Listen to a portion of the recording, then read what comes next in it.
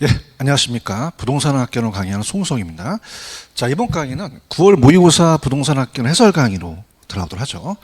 자, 이번 시험도 극상인 문제가 있어요. 극상인 문제는 우리가 이제 방문각 본사에서 그 해설을 안 하게 돼 있습니다. 그래서 번호만 체크하고 극상 문제는 이제 해설을 안 하는 걸로 그렇게 가고요. 천천히 한번 들어가도록 하죠. 자, 1번 문제입니다, 여러분들. 1번 문제는 그렇게 어렵게 나오진 않았죠. 그래서 부동산의 개념에 관한 설명에 틀린 것은, 자, 정답은 5번이 정답이 되죠. 그래서 임목에 관한 법률에 의한 소유권 보존 등기를 한 임목은, 자, 어떻죠? 자, 얘를 보게 되면은, 정답이 5번이어서 임목에 관한 법률에 의해서 소유권 보존 등기를 한 임목도 토지와 분리하여 양도할 수 있다라고 하셔야 되죠. 있다가 맞습니다. 없다가 아니라 있다. 이렇게 해서 정답을 하죠. 토지와 분리할 수 있어서 양도할 수 있어요. 소유권 보존 등기된 임목은 중부동산으로 토지와 독립된 정차물 취급함으로 토지와 분리하 양도할 수 있다. 토지와 별개로 취급하고 토지와 따로 볼 수 있다는 거죠. 팔 수 있다는 거죠. 자, 토지는 생산에 필요한 부지를 제공하는 생산 요소이기도 하고 토지는 생활의 편의를 제공하는 최종 소비재이기도 하다. 이것도 잘 나오죠. 자, 민법상은 부동산은 토지와 그 정착물이며 부동산 이외에는 물건은 다 동산이다. 이렇게 돼 있고요. 주부동산은 등기나 등록수단으로 공시된 강업재단, 공장재단, 선박, 항공기, 여권 등이 있다. 자, 이렇게 해서 총론의 1번이 정답이고요. 부동산의 개념에서 나왔고, 그 다음에 이제 2번 문제로 가게 되면 토지의 용어죠. 그래서 우리가 일단 용도 변경이 진행되고 있는 토지는 후보지하고 이행지인데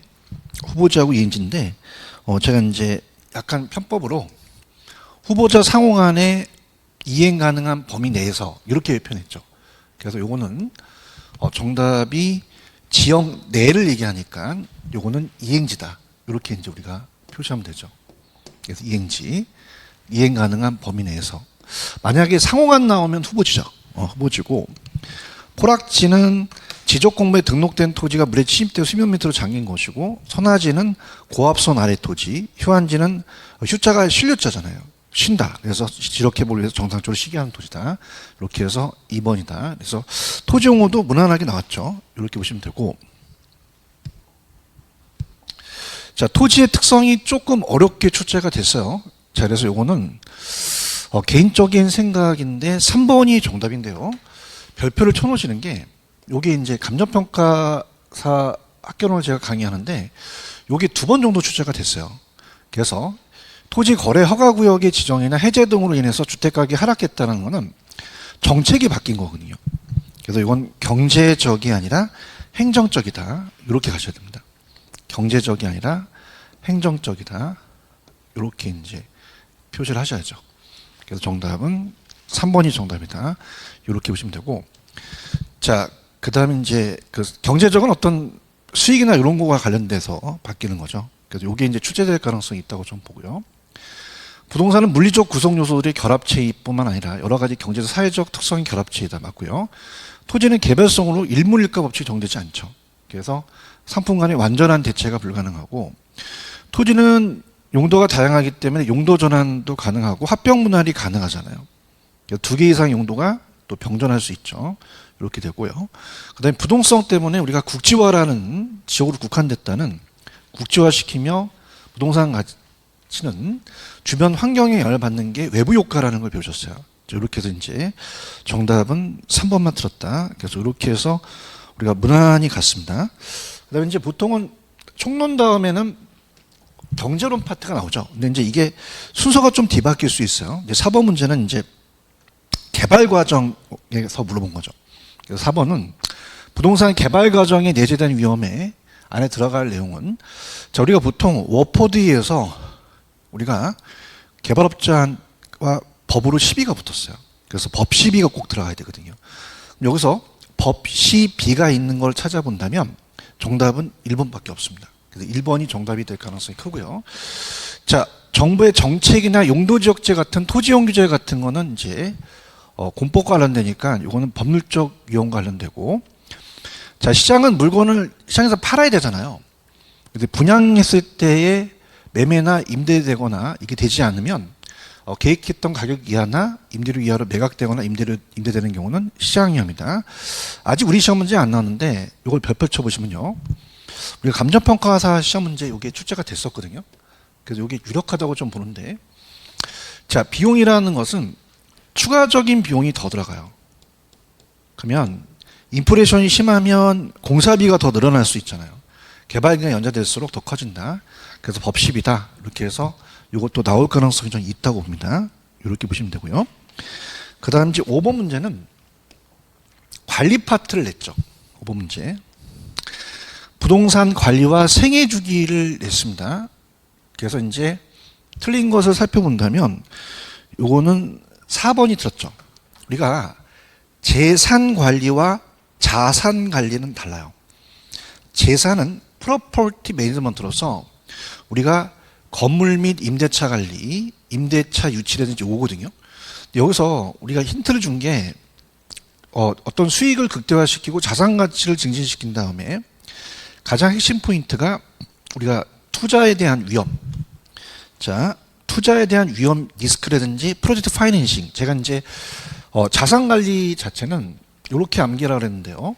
이건 이제 자산 관리 들어가죠. 재산이 아니라 자산 관리다. 어셋 매니지먼트죠. 그래서 요거는 투자 위험 관리와 프로젝트 파이낸싱 같은 건 자산 관리다. 그래서 자산 관리는 부를 극대화시키고 운용 수익을 높이고 자산 가치를 증진시키며, 여기서 가장 핵심적인 것은 투자의 위험 리스크나 프로젝트 파이낸싱, 포트폴리오 나오면 무조건 요건 자산 관리예요. 그래서 제가 매제가 프로폴리스에 투자한다. 그래서 프로젝트 파이낸싱, 포트폴리오, 리스크 나오면 다 요거는 투자에 대한 게 다 자산 관리다. 이렇게 해서 4번이 정답이고요. 그게 어셋 매니지 자산 관리죠. 1번이 맞죠. 그래서 소유자의 부를 극대화시키고 대상 부동산을 포트폴리오 관점에서 관리한다.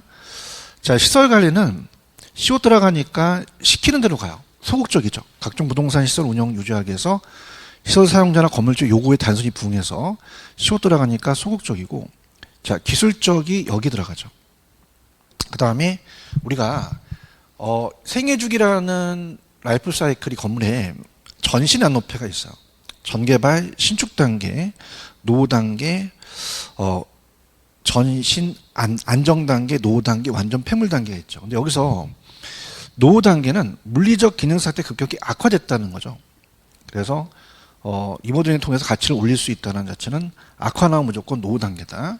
이렇게 출제가 됐었기 때문에 4번이 틀렸다. 이렇게 보시고요. 그 다음에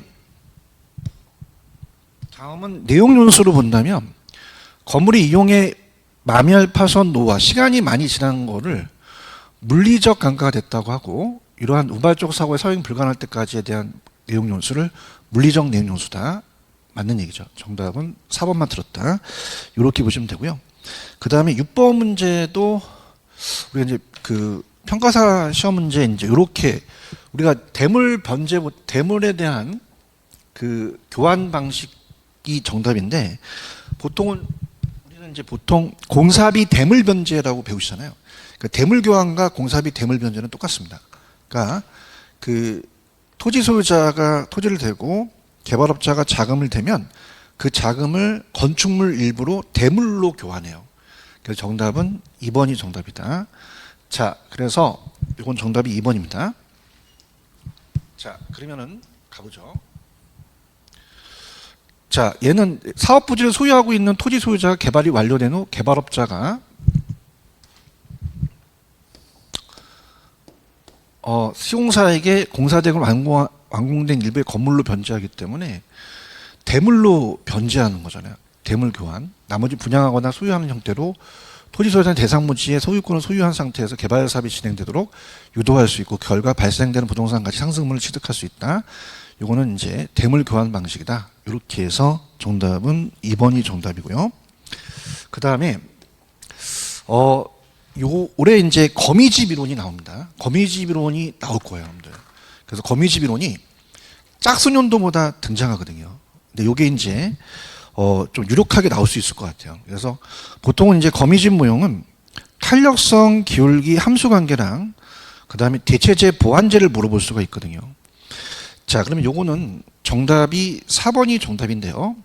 자, 거미집 이론에 대한 A와 B의 모형 형태가 A 시장과 B 시장의 상품의 관계는 무엇이며, 자, 이 어떻습니까? 모형이라는 자체가 수렴형, 발산형, 순환형이 있고요. 그 다음에 A, B와의 관계는 대체제냐 보완제냐를 나타나죠. 자, 그러면 여기서 해설을 해놨는데요. 자, 이렇게 볼게요. 첫 번째 A는 수요의 탄력성이 0.99, 공급의 탄력성이 1.2는 우리가 보통 공탄발이라고 표시하잖아요.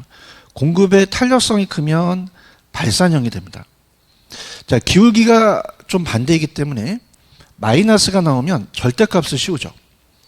그럼 플러스 0.8과 0.1인데, 자, 우리가 기울기는 반대여서 제가 강의 시간에 기울기가 작은 게 탄력적이다, 기작탄이라고 암기하셨어요.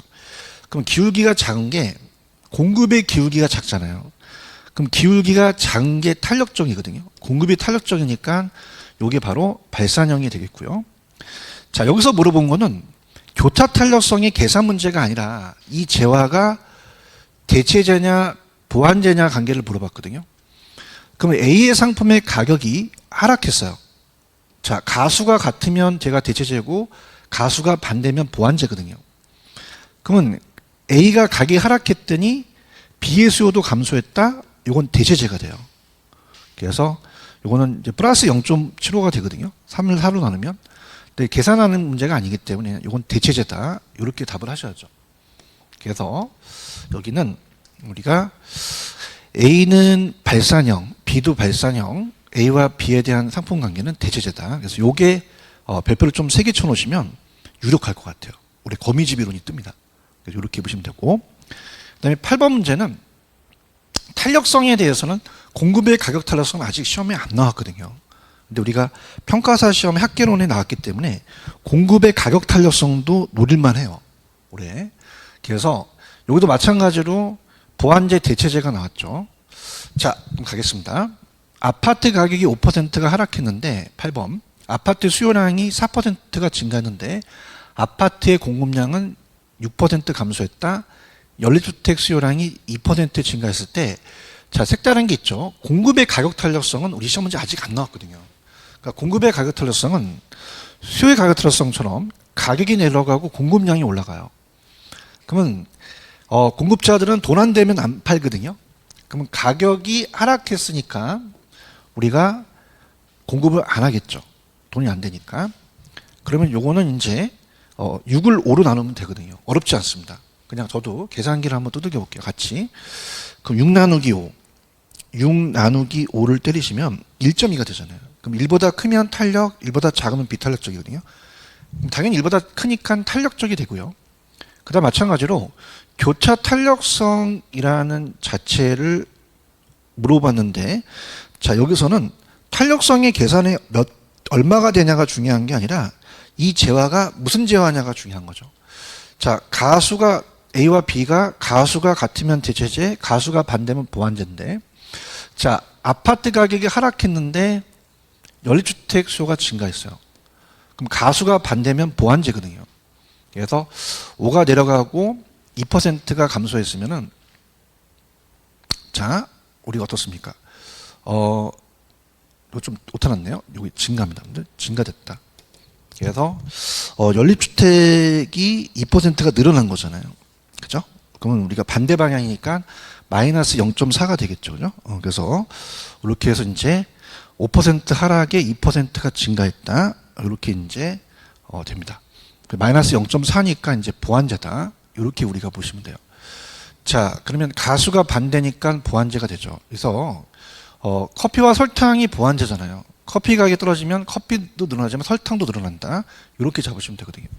그래서 여기서는 어떤 계산 문제에서 1.2가 나왔으니까 공급의 가격 탄력성은 1.2가 1보다 크니까 탄력적이 되고, 그 다음에 아파트 가격이 하락했는데 연립주택 수요가 증가했다. 이건 보완제가 된다. 이렇게 해서 우리 정리를 하시면 됩니다. 이렇게 하시면 되고요. 자, 그 다음에 부동산 수요 공급의 균형에 관한 설명에다 옳은 것은 이렇게 돼 있죠. 자, 요거는 이제 정답이 5번인데요. 이게 상당히 좀 재밌는 게, 제가 이제 평가사 학개론 강의하다 보면 보통 요게 나왔던 평가사 지문하고 유사하거든요. 근데 중요한 거는 여기서 우리 시험 문제 가격까지만 우리 시험 문제 나왔어요. 양은 아직 출제가 안 됐거든요. 그래서 이게 조금 이 자체적으로 가격과 양이 다 나올 수가 있거든요. 그 전에 우리 다른 거부터 한번 체크해 본다면 옳은 거잖아요. 옳은 거면은 자, 부동산의 수요는 유효 수요의 개념이 아니라 단순히 부동산을 구입하고는 의사만을 얘기한다? 아니죠. 우리가 유효 수요를 얘기하죠. 그래서 부동산 수요는 단순히 부동산을 구입하고자 하는 의사만을 의미하는 게 아니라 부동산을 구매하고자 하는 의사와 능력이 다 갖춰야 돼요. 그래서 유효 수요야 된다 그러고, 자, 건축비가 하락하면 생산 요소, 시멘트 자재값이 하락하게 되면 공급을 늘리죠. 그럼 공급 곡선이 왼쪽이 아니라 오른쪽으로 움직인다. 이렇게 하셨어야 되고요. 그 다음에 수요자의 소득이 변했다는 건 가격 이외이기 때문에 곡선 자체가 이동하는 것은 수요의 변화가 되겠죠. 양은 제가 양선상님은 점을 잘 본다. 양은 선상이고 점이고 가격 때문에 바뀐다 그랬잖아요. 그래서 이거는 수요의 변화가 되겠고, 자, 인구가 증가하면 수요가 증가하죠. 그럼 수요가 증가하면 수요 곡선이 이렇게 움직이니까 가격도 상승하고 균형량도 증가한다. 이렇게 잡으셔야 되죠. 자, 그러면 정답은 5번이 정답인데, 자, 요걸 이제 그래프로 한번 잠깐 여기다 그려보죠. 자, 이렇게 됩니다, 여러분들. 그래프로 그려보면 가격과 양이 있으면은 수요 곡선이 탄력성이 작다라는 것은 그러니까 비탄력적이거든요. 그럼 공급이 증가를 하는데 상대편이 비탄력적이다 라고 한다면 비탄력적일 때는 이따도 문제가 나오지만 가격이 더 많이 받아요. 양이 더 적게 받죠. 상대편이 서 있기 때문에 이렇게 수요 곡선이 비탄력적이면 가격이 많이 변하고 양이 적게 변하거든요.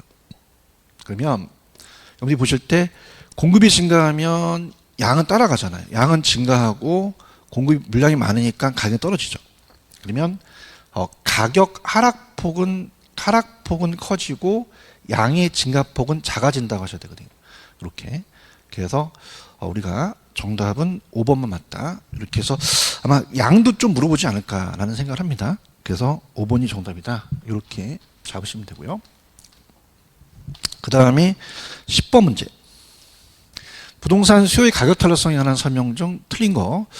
자, 요거는 이제 우리가 5번이 정답인데요. 비탄력적이잖아요. 비탄력적은 제가 아까 이제 그림을 그릴 때 이렇게 가격이 많이 변하죠. 비탄력적은. 그래서 가파르잖아요. 가격과 양이면은 자, 이렇게 됩니다. 비탄력적일 때는 가격이 많이 바뀌고요. 탄력적일 때는 이렇게 누워 있으니까 양이 많이 바뀌죠. 그러면 요거는 가격에 대해서 양의 변화가 작죠. 이렇게. 그 다음에 탄력성이 이제 비탄력적은 1보다 작기 때문에 가격과 양이 올라간다면 이 변한 만큼 1이 변했으니까 0.5잖아요. 그럼 요거는 가격이 많이 더 변하죠. 그래서 우리가 가격 변화보다 수요량의 변화가 더 작죠. 더 크다가 아니라 더 작다. 이렇게 하셨어야 되죠. 자, 다른 거는 들어가겠습니다. 기울기의 절대값이 크다는 것은 키가 크다는 거, 기울기가 가파르다는 얘기거든요. 요거는 탄력성이 작다는 얘기죠. 그래서 기울기가 크다는 건 반대로 우리가 가파르니까 탄력성은 작다. 양이 변하는. 기울기와 탄력성은 반대고, 자, 임대주택의 수요의 탄력성이 1보다 작다라는 것은 비탄력적이잖아요. 그럼 대체재가 적기 때문에 임차인들이 갈 데가 좀 우리가 없죠. 불리하죠. 그럼 가격 올려도 우리가 어때요? 자체적으로 임차인들이 임대를 하거든요. 가격 올려도 사기 때문에 수입이 증가돼요. 그래서 제가 탄력은 탄 거는 우리가 고깃집에서 탄 거는 좀 고기를 내리고 비탄력 안 탄 거는 고기를 올리라 그랬잖아요. 그래서 안 탄 거니까 약간 편법으로 올리면 수입도 증가하죠. 정체 수입은. 이렇게 보시면 되고, 자, 대체재가 많을수록 탄력적이죠. 그래서 수요의 가격 탄력성은 더 크다. 이렇게 보시면 되고, 자, 우리가 보통 탄력적인 대장주세용이라고 했을 때 용도 전환이 용이해야 돼요. 대체가 많으려면 일반적으로 부동산 용도 전환이 가능성이 클수록 용도가 전환이 될수록 탄력성은 더 커진다. 정확하게 5번만 틀었다. 이렇게 보시면 되고요. 그 다음에 11번으로 넘어가죠. 자, 이제 수용급에 대한 이론이 또 나왔죠. 그래서 이제 11번을 보시게 되면은 아파트의 매매 시장의 수요량과 수요의 변화에 관한 설명이 더 옳은 것은 자, 단 아파트와 빌라는 정상제라고 하네요. 자, 그러면 아까 나왔던 문제가 나왔어요. 보완제는 우리가 가수가 반대고 가가도 반대죠. 자, 그럼 보완제인 경우는 빌라 가격이 하락했어요. 가수가 반대죠. 그러면 아파트 수요가 증가합니다. 증가하니까 당연히 수요 곡선이 우측으로 움직이죠. 자, 그래서 요거는 수요가 증가하니까 그럼 수요가 증가하면 사는 사람도 많아지니까 가격도 상승하겠죠.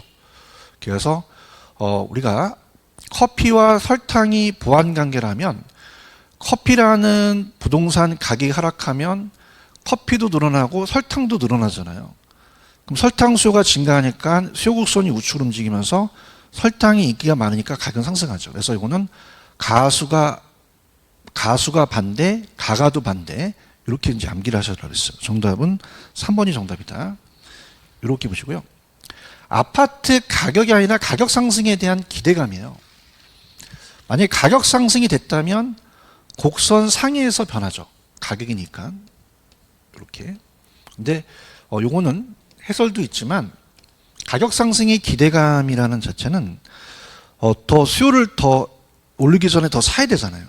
그래서 수요 곡선이 우측으로 움직이기 때문에 해설이 있지만 수요 곡선 자체의 변화를 초래한다. 이렇게 가져가시면 되고요. 그 다음 여기서 아파트와 빌라는 정상제이잖아요. 그러면 정상제는 소득이 증가하면 양이 늘어나죠. 그래서 수요 곡선이 증가되기 때문에 좌측이 아니라 우측이다. 이렇게 가졌어야 되고요. 그 다음에 대출금리 상승이라는 자체는 가격이 아니라 가격 이외 요인이잖아요. 자, 만약에 이게 가격이라면 자, 금리가 상승하게 된다는 것은 가격이면 곡선상의 점의 이동인데 가격이 아니니까 점의 이동이 아니라 곡선 자체 이동이잖아요. 그래서 이것도 수요 곡선 자체의 변화다. 이렇게 고치셔야 됩니다. 자체 이동이다. 이렇게 보시면 되고요.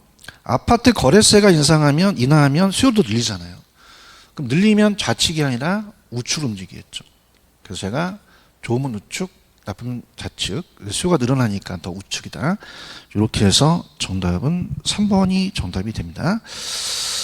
자, 수용급에서는 지금 나와서 우리가 이제 문제를 분석해 보면 일단은 앞쪽에서 이제 개발 파트에서 2문제, 관리에서 하나, 그 다음에 거미집 이론이 하나.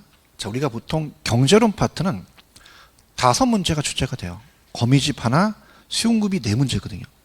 그래서 8번하고 이제 그 탄력성에 대한 문제가 나왔고, 하나, 둘, 셋, 네 문제 정도가 출제가 됐죠. 그래서 무난하게 이제 나왔다 이렇게 좀 보시면 됩니다. 자, 그 다음에 이제 시장론에서 지대이론에서 나오는데 12번은 조금 난이도가 있다라고 좀 판단해요. 그다음에 13번은 여러분들 입지 파트의 애플바움의 소비자 분포 기법은 예전에 한번 이런 소비자 분포 기법이 등장하긴 했었어요. 그래서 이 소비자가 온 거를 지도상에 나타나는 건데 이것도 극상입니다. 극상은 이제 우리가 해설을 안 하게 돼 있거든요. 그래서 12번 정도만 해설하고 13번은 그냥 넘어가겠습니다, 여러분들. 자, 12번은 우리가 지대이론이라는 자체는 요거는 이제 옳은 것을 이제 얘기했죠. 자, 그러면 요거는 정답은 4번만 정답이다. 그럼 다른 건 왜 틀었는지 한번 지적해 보죠. 자, 우리가 알론소는 입찰지대는 토지용자가 특정 위치에 토지에 지불하고 용의가 있는 최소 금액이 아니라 최대 금액이에요. 항상 최대가 나와줘야 되죠. 그래서 제가 알른소는 건강한 소의 동생인데 알른소를 최고가로 입찰받았죠. 그래서 잘 못 받았기 때문에 집에서 알른거리죠. 그래서 알른소 나오면 무조건 입찰에다가 최대가 나와줘야 돼요. 자, 마샬 준 그녀가 단발머리고 일시적으로 만났죠. 그래서 마샬은 준지되고 우리가 단기적은 맞아요. 단기적으로 이제 생산 요소에 대한 정상이온의 비용의 성격을 갖지만 장기적으로는 초과이온의 성격을 갖는다. 이게 좀 난이도가 있어요. 우리가 단기에만 발생하거든요. 그래서 이게 바뀌어져야 됩니다. 단기적으로는 초과이온의 성격을 갖지만 장기적으로는 생산 요소에 대한 정상적인 비용 성격을 갖기 때문에 영구로 지속되지 않아요. 그래서 좀 바꿔야 된다. 여기 좀 난이도가 있습니다. 이렇게 해서 해설 참조하시고, 자, 우리가 소유가 나오면 무조건 이거는 마르크스예요. 그래서 한계지는 절마 소유 나오면 무조건 마르크스입니다. 그래서 토지 사적 소유를 강조했다는 것은 마르크스의 절대지대가 되겠고요. 이건 절대가 됩니다. 그래서 이거는 마르크스의 절대지대설이 되고, 절대지대가 토지의 사적 소유를 강조하고, 자, 우리가 차이가 나왔다. 생산성의 차이라는 건 비옥도의 차이거든요. 차익에 대해서는 리카도로 계산해라. 그래서 이제 차익은 절대가 아니라 요거는 이 차이가 나왔기 때문에 절대지대가 아니라 이건 차익지대다. 이렇게. 자, 파레토에 의하면 경제지대를 얘기했어요. 경제지대는, 자, 전용 수입이라는 자체는 제가 박찬호 선수가 어떤 생산 요소로서 다른 생산 요소, 다른 교사로 전용되지 않게 최소한 1억을 지불하는 게 전용 수입이고요. 총 수입에서 전용수를 뺀 게 파레토 지대거든요. 그래서 총 맞은 파레토. 그래서 어떻게 하냐? 총 수입에서 전용 수입을 뺀 것이 경제지대다.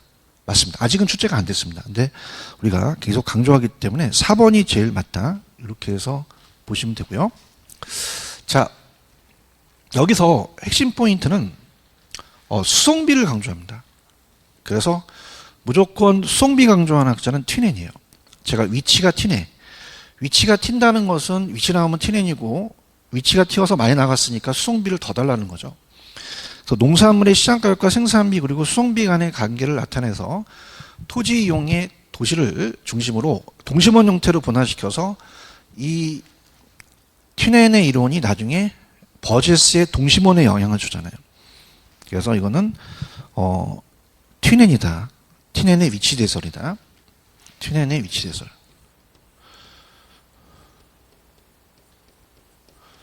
이렇게 고치시는 게 맞죠. 정답은 4번인데 아직까지는 출제되지 않은 지문입니다. 그래서 이렇게 해서 하시고요. 그 다음에 13번은 아까 소비자 분포 기법은 애플바움에 의해서 그 마트에 들어온 소비자들한테 그 소비자에 대한 거를 이제 지도로 나타내는 건데, 이거는 이제 2번이 틀린 거고 다 들어가는데 극상입니다. 우리 이 해설을 안 하기로 돼 있거든요. 그래서 2번이다 그냥 이렇게만 참고하시고 바라고요. 자, 계산 문제에서 가장 가성비가 높은 게 14번입니다. 자, 이거는 이제 항상 전보 현재 가치죠. 그래서 들어가겠습니다, 여러분들. 복합 쇼핑몰의 개발 사업이 진행된다. 정보가 있다. 주어진 조건 하에서 투자 최대한 지불할 수 있는 정보의 천재 가치. 그래서 제가 강의할 때는 일단 다 읽어보겠지만 무조건 제가 다 읽지 마시고 큰 금액에서 작은 금액을 빼라 그래요. 그래서 실현되는 거에서 미실현, 실현되는 금액이 더 크잖아요. 그래서 빼앗나라고 이제 암기를 하라고 하거든요. 저렇게 한 다음에 안대락률 곱합니다. 안대락률. 그래서 되는 게 40이면 안 되는 게 60이잖아요. 그 다음에 현재 가치로 나눈다. 자, 만약에 우리가 시험 문제는 10%면 나누기 1.1 하면 되고요. 20%면 나누기 1.2 하면 이렇게 나왔었는데, 자, 5%니까 우리가 나누기 1.05 하거든요. 그럼 나누기를 2번 하는데, 자, 이게 계산이 만약에 3년이 나올 수 있단 말이에요. 그러면 는 한 번 치면 1년이고 는 한 번 더 치면 2년이거든요. 그래서 쇼핑몰의 개발 예정지 인근에 일단은 A가 있다. 2년이라는 자체는 나누기 1.05를 두 번 하라는 건데 이게 3년, 4년, 5년까지 나올 수 있기 때문에 한 번 치면 1년이고 두 번 치면 2년이거든요. 이렇게 좀 이용해 보세요. 그래서 이 들어서면 개발되면 15억, 안 되면 6억 2,800이고 요것의 할인율은 5%다 이렇게 보는데 물론 이제 제가 요거는 각 교수님들마다 해설을 다 해놓으셨기 때문에 일단 해설은 이렇게 돼 있을 거예요. 근데 다 교수님들마다 그 암기법이 다 다르거든요. 근데 저는 이렇게 이제 많이 추천하거든요. 그래서 실현되는 거에서 미실현을 뺀다. 그럼 큰 금액에서 작은 금액 빼면 돼요. 그다음에 안 들어서는 확률을 곱한다. 현재 가치로 나눈다. 그래서 우리가 일시불 현재 가치가 1 플러스 R의 n승분의 1이잖아요.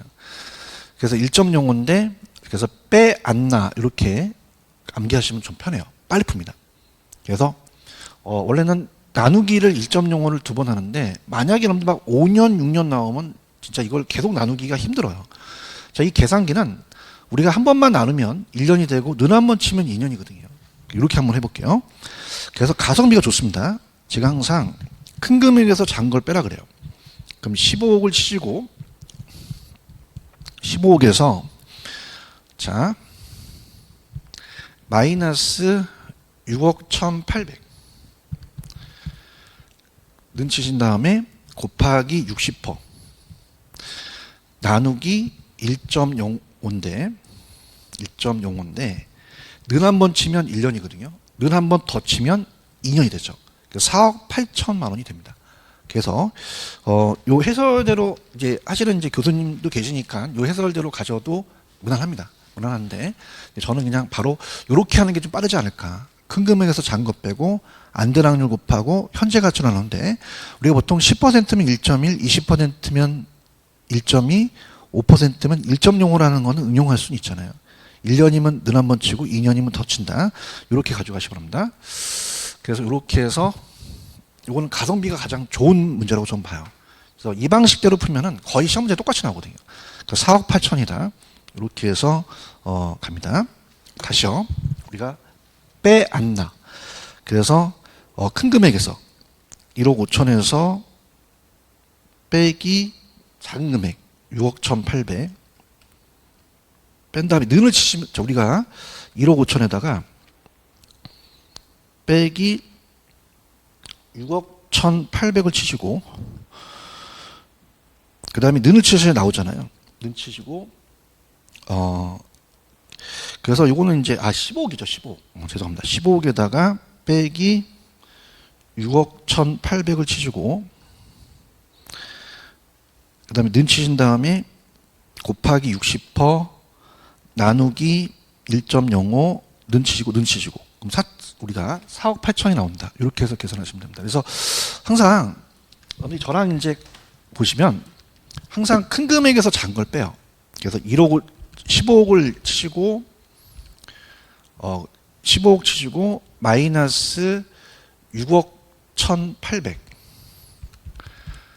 는 치셔야 나오잖아요. 곱하기 60% 나오죠. 거기다가 나누기 1.05는 치시면 4억 8천 가성비 좋습니다. 꼭 가져가시기 바랍니다. 자, 그래서 시장 파트가 계속 이제 나오고 있습니다. 15번 문제요. 자, 이거는 이제 우리가 그래서 요거는 4억 8천이 정답이니까 1번이고요. 자, 15번 문제는 이건 기출이라고 좀 적어 놓으실래요? 기출 문제를 응용한 겁니다. 똑같이 나왔는데 기출에 우리가 넬슨의 소매 입지하고 네일리의 소매 인력 법칙을 바꿔냅니다. 그래서 이 넬슨은 우리가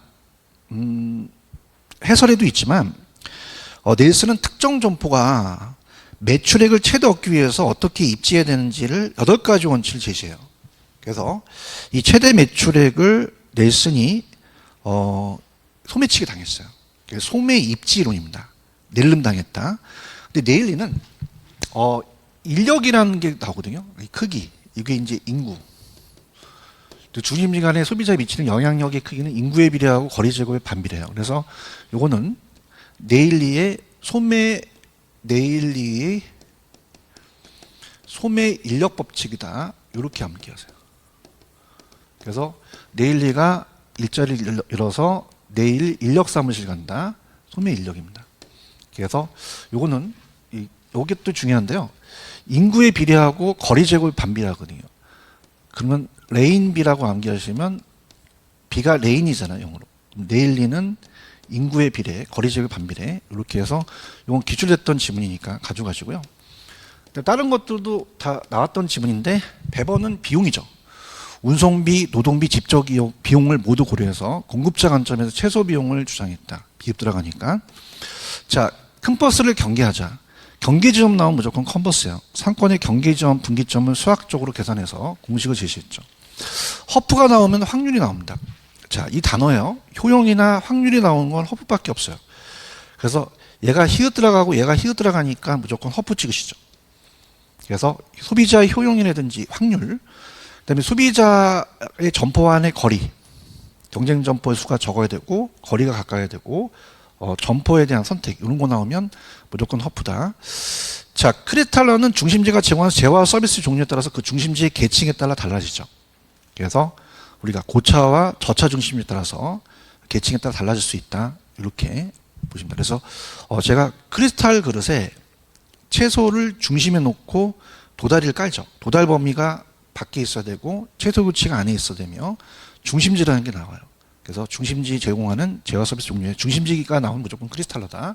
이렇게 해서 암기를 하셔서 15번의 정답은 1번이다. 이렇게 잡으시고요. 시장 파트를 좀 많이 냈죠. 그러니까 시장 파트는 보통은 4문제 정도가 보통인데요. 10문제가량 출제된 적도 있어요. 왜냐하면 이게 이제 앞에 학자들의 이름이 많기 때문에 학자를 가지고 장난치기 때문에 시장론도 만만치가 않습니다. 그래서 많이 출제가 되니까 보시고요. 자, 16번으로 가보죠. 부동산 시장에 관한 설명으로 틀린 것은 자, 이거는 정답이 4번이 정답인데요. 자, 중강성률 쪽 시장은 과거 현재로는 기본적 분석으로는 총을 얻을 수 없어요. 근데 미래 정보로 총을 얻을 수 있거든요.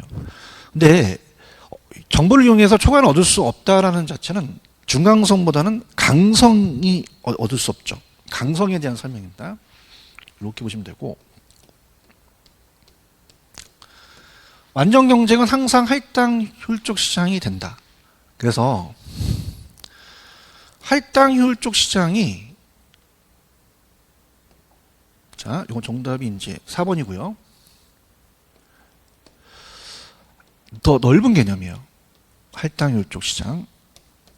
그래서 약간 편법으로 얘가 제가 7글자다. 여기 안에 완전 경쟁이 있는 거거든요. 완전 경쟁 시장, 완전 경쟁 시장은 6글자잖아요. 그 완전은 정보가 완전하다 보니까 항상 초과인이 없어요. 항상 할당이지만 할당이 완전만 얘기하지 않기 때문에 완전은 항상 할당 효율적 시장이 성립된다. 맞는 얘기고요. 자, 부동산은 다른 재화에 비해서 단위당 가격이 높죠. 고가예요. 비싸. 그래서 진입장벽이 존재하는 시장이다. 진입장벽이 있죠. 그래서 쉽게 진입하기가 좀 어렵죠. 그 다음에 부동성은 지역마다 달라요. 부동산은 부동성 때문에 지역마다 다른 시장이 형성된다는 거 맞고요.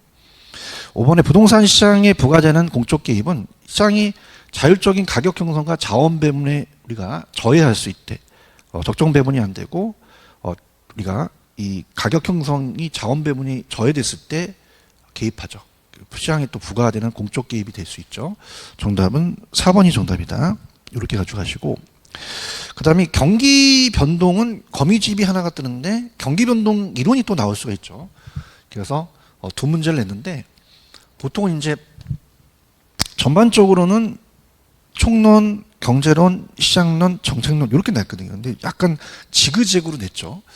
이렇게 나올 수도 있어요. 시험 문제가 꼭 총론 다음에 경제론 내라 그러진 않거든요. 그래서 요 경기 변동이 좀 뒤에 나와 있네요. 자, 이건 되게 쉬웠죠. 정답은 3번이죠. 부동산 경기는 순환 국면이 불명확하죠. 다 다르기 때문에 지역마다 불규칙입니다. 주기가 긴 편이죠. 그래서 아주 쉽게 떴습니다. 순환 국면이 불명확, 불규칙, 일반 경기에 비해서 주기가 더 길다. 정점이 높고 저점이 낮으니까 진폭이 크죠. 일반 경기보다 후순환 쪽으로 움직이죠. 정답은 3번. 자, 부동산 경기는 1번 지리적 입지 특성과 용도별 차별성으로 인해서 지역별 부분 시장별로 이질적인 경기 변동 현상을 나타납니다. 다 틀리니까. 자, 부동산 경기 변동의 측정 지표는 건축 허가 면적으로 알 수 있어요. 미분양 주택 재고량, 부동산 실거래 지수가 다 측정하는 지표가 되고요. 자, 경기가 회복 국면에 진입할 때, 자, 우리가 어떻습니까? 올라가면 제가 도하라고 했잖아요. 매도자 중시, 과거의 사례 가격은 하한선이 되죠. 그래서 회복이 되니까 과거의 사례 가격은 현재 형성될 수 있는 새로운 거래 가격에 하한선으로 작용할 수가 있고요. 상업용, 업무용 부동산 시장의 공실률은 경기 침체기에는 증가합니다. 경기가 침체하면. 경기 회복기에는 감소하는 현상을 영향을 보인다. 그래서 정답은 3번이 정답이다. 이렇게 체크하시기 바랍니다. 자, 그 다음에 이제 또 극상 문제예요. 18번도요. 극상 문제가 우리 공인중개사 시험 문제 2번 정도 나왔고 평가사 시험 문제가 하나 나왔는데 개발부담금제와 실거래가 신고제는 나왔었어요. 그래서 개발부담금이 먼저고 실거래가 신고제가 나중이다라는 거는 어느 정도 계속 배웠는데 디귿하고 리을에 대한 연도는 우리가 모릅니다. 그래서 이거는 극상이기 때문에 이것도 그냥 1번이다. 그래서 설명은 안 하겠습니다. 이렇게 가져가시고 개인적으로 저는 19번을 추천합니다. 자, 여기다가 별표 쳐보세요. 이걸 왜 출제가 됐냐면 평가사 시험에 나왔거든요. 이번 36회 때 따끈따끈합니다. 4월 달에 출제가 됐어요. 그래서 토지 공개념을 물어봅니다. 그래서 시험 문제 어떻게 나왔었냐면 토지 공개념은 토지의 사유재산권을 부정한다고 나왔거든요. 그러니까 개인의 사유재산권을 부정하는 건 아니에요. 개인의 소유권을 인정하거든요. 그래서 개인의 토지 소유 자체를 국가가 제한하는 건 아닙니다. 해설해 보시면은 공익 목적을 위해서 개인의 토지 소유권을 제한한 거지 토지 소유 자체를 사유재산권을 부정한다는 건 틀린 거거든요. 공공복리에서 우리가 강하기 위한 것이다. 그래서 저는 적극적으로 찍습니다. 그래서 4월 달에 나왔던 평가사 시험 문제는 무조건 반영이 되거든요. 제가 낸 문제는 아닌데 그래서 좀 강력하게 저는 이걸 나올 것 같아요. 자, 개발제한구역은 도시의 무질서 확산을 방지하고 환경보존을 하기 위해서 시행되는 토지용 규제 수단에 들어간다. 맞습니다. 특히 이제 개발제한구역 같은 거는 토지용 규제 수단에 들어가는 게 중요하죠. 그래서 우리가 보통 토지용 규제 직접 개입, 간접 개입인데 보통 직접과 간접이 보통 뜨는데 개발제한구역을 했다는 건 토지용 규제 수단에 들어간다는 것도 중요하고요. 토지은행은 직접적 개입이죠. 정부가 수급의 역할을 하죠. 그래서 장내 공공용지를 확보한 토지시장이 안전을 도모하고요. 자, 도시개발 사업에서 우리가 환지 방식을 배우시잖아요. 개발사업 조정된 토지 사업 전에 토지 소유자한테 재분배한다. 이게 키포인트죠. 주로 도시개발 사업에 활용되는 환지 방식이 맞고요. 자, 간접은 딱 두 가지예요. 우리 공인중개사 시험 문제는 금과 공시입니다. 그래서 세금, 부담금, 보조금, 그 다음에 공시, 금융정책에 나오면 무조건 간접이에요. 재산세, 종합부동산 세금은 간접이죠. 세금이라는 것은 수급의 역할이 아니라 수급을 조절하는 거죠. 이렇게 해서 정답은 4번이 정답이다. 강력하게 좀 추천하고요. 자, 20번 문제까지만 하고 좀 쉬었다 가는데 세법 문제가 출제가 됩니다. 그래서 일단 이렇게 한번 우리가 조금 선별해 볼게요. 20번 문제는 1번인데 일단 여기서 여러분들이 갈릴 게 국세를 물어봤잖아요. 제가 지방세는 지방 취재 등록 이렇게 암기했어요. 취재 등록. 그래서 갑돌이가 지방 가서 취재했는데 그거를 본사에서 등록하죠. 그럼 취득세, 재산세, 등록 면허세만 우리가 지방세 들어가기 때문에 국세가 아닌 건 등록 면허세, 취득세는 다 지우세요. 이렇게 합니다. 근데 여기서 이제 취득이죠. 근데 종합부동산세, 양도세는 보유잖아요. 그럼 정답은 1번이 될 가능성이 크다라는 거죠. 그래서 1번은 인지세는 국세면서 취득이면서 간접세다. 이렇게 맞추시는 게 좋습니다. 그러니까 정답은 1번이 정답이다. 이렇게 체크하시기 바랍니다. 자, 그 다음에 이제 21번서부터 22번까지 우리가 이제 정책이죠. 정책 파트는 나온다면은 4-5문제가 출제가 되죠. 정책 파트는 지금 나온 게 18, 하나, 둘, 셋, 넷, 5문제가 나왔네요. 그래서 우리가 정책 파트는 4-5문제니까 5문제는 적당하다고 보죠. 한 5문제가 평균이거든요. 제 필수서에 나와 있어요. 그래서 그렇게 보신다면, 자, 우리가 조금만 쉬었다가 21번으로 갈게요. 21번도 출제가 잘 되는 우리가 시장 실패 원인으로 틀린 거잖아요. 그래서 이거는 우리가 10분만 쉬었다가 들어가도록 하겠습니다. 조금만 쉬었다 가시죠. 자, 두 번째 해설 강의 들어가도록 하겠습니다. 일단은 뭐 이론 자체는 그렇고요. 계산 문제가 좀 어려워서 계산 문제를 좀 철저히 좀 강의를 하도록 하겠습니다. 자, 21번으로 갈게요. 시장 실패 원인으로 틀린 것은 정답은 다수의 수요자와 공급자인데요. 우리가 완전 경쟁에 대한 요건은 그 시장 실패 원인이 아니죠. 그래서 우리가 다수에 대한 수요자와 공급자는 완전 경쟁 중에 하나예요. 시장 실패 원인이 아닙니다. 그래서 우리가 이제 요거 정답은 3번이다. 소수라고 하면 좀 맞았겠죠. 그래서 이렇게 불완전하니까. 자, 공공재도 시장이 실패가 되고요. 과도 생산되니까. 자, 규모의 경제는 규모를 크게 하는 겁니다. 대기업은 보통 대량 생산하게 되면 원가 저감이 돼서 생산비를 줄이면 가격을 다운시키니까 중소기업이 더 단대요. 규모의 경제도 비용을 줄이니까 이것도 하나의 시장 실패 원인인데 규모의 경제는 아직 시험에 안 나왔어요. 독점 시장이 불안전하죠. 정예복가도 과소 생산되다 보니까 시장이 실패 원인이 된다. 이렇게 해서 정부 다 부는 과대 생산되니까 이렇게 해서 보시고요. 그 다음 이제 22번도 약간 난이도가 있어요. 22번도 안 나왔던 거가 나왔거든요. 그래서 일단은 뭐 이것도 약간 상이라고 보시면 돼요. 그래서 그냥 아직은 출제가 안 됐기 때문에 글씨대로 가는 거죠. 제가 이제 본다면 5번이 정답인데 이 공유형 분양주택과 지분 적립형 분양주택을 내셨어요. 이 교수님이. 자, 그러면 자, 이렇게 합니다. 그냥 지분 적립형은 주택 공급받는 자가 일정 기간 동안에 공공주택 사업자와 주택 사업의 소유권을 공유해서 지분을 적립한다는 게 들어가고, 그 다음에 이 공유형은 주택 공급받는 자가 주택을 처분하여 경우 공공주택 사업자가 환매하되 공공주택 사업자와 전부 수익을 공유하는 손익을 공유하는 것이다. 이렇게 가거든요. 그래서 요거는 이익 공유보다도 자, 요거는 이 소유의 지분을 적립하기 때문에 지분 적립형이다. 이렇게 가지고 가시는데 아직은 우리 시험에 안 나왔어요. 그래서 그냥 참고만 하시기 바랍니다. 그래서 이거는 우리가 지분 적립형 분양주택이다. 이렇게 소유를 지분을 적립한다는 단어가 있죠. 그래서 이렇게 5번이 정답이다. 이건 이렇게 보시고요. 자, 우리가 다른 것들은 다 아시는 거잖아요. 부동산 거래 신고에 관한 법률에 대한 우리가 이제 그 옳은 것은 자, 우리가 갑니다. 일단은 이제 공공임대주택을 낸 거죠. 그래서 일단은 통합 공공임대는 어떻습니까? 우리가 영국행이 다 들어가잖아요. 그래서 이 주택도시기금을 자금의 지원을 받아서 최저소득계층이 영구임대고요. 저소득이 국민임대, 젊은 층이 행복이잖아요. 영국행이 다 들어가면 제가 통합이라고 했었죠.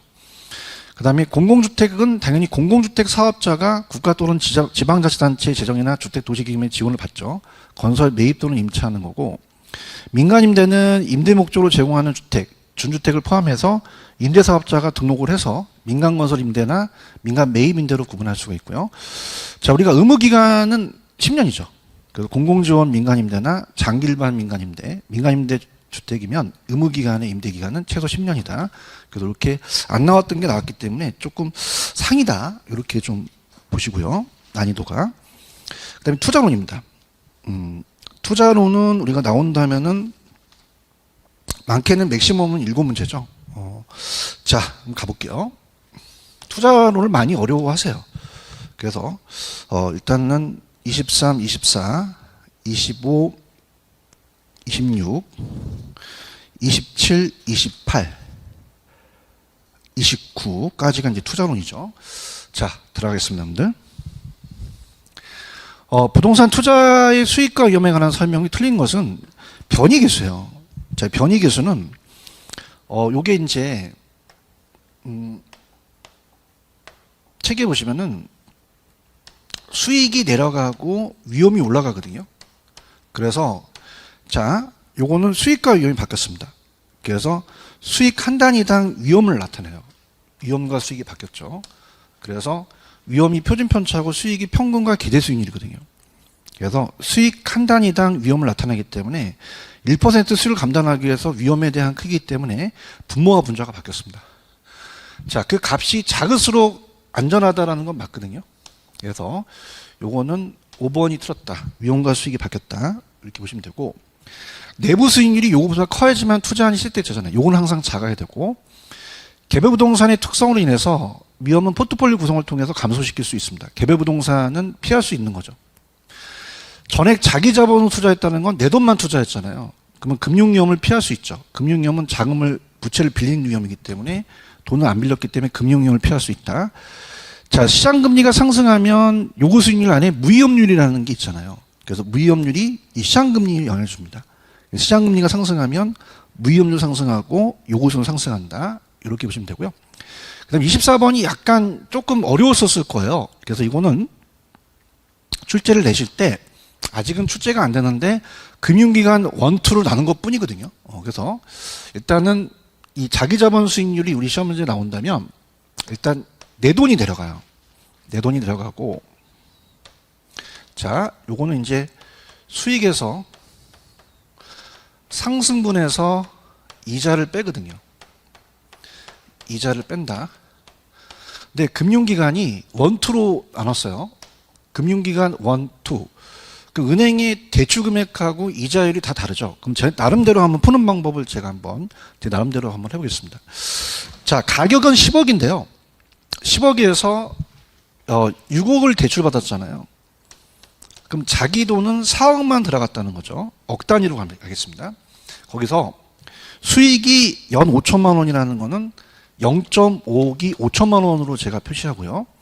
그 다음에 10억에서 4%를 누르면, 자, 10 곱하기 4%를 누르면 0.4가 나와요. 0.4억이라는 건 4천만 원이죠.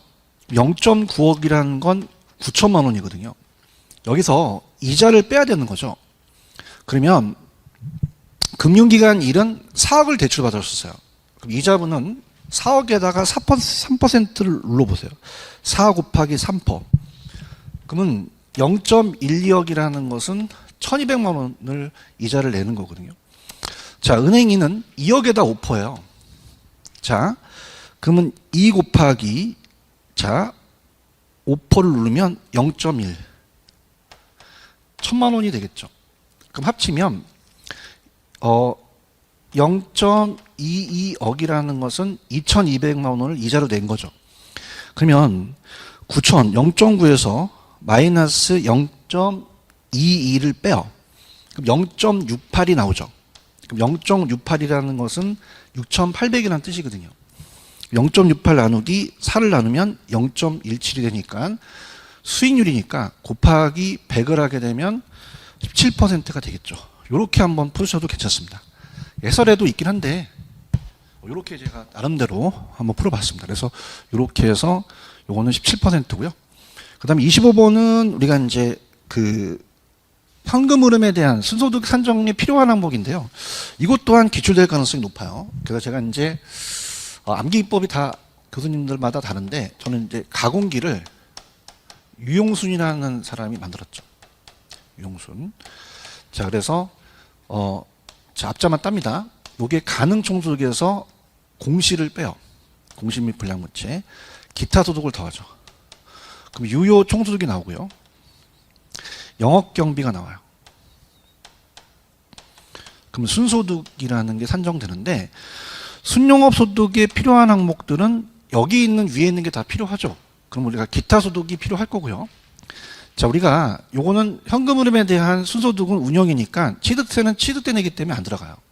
그 다음에 영업경비에는 재산세는 포함이 됩니다.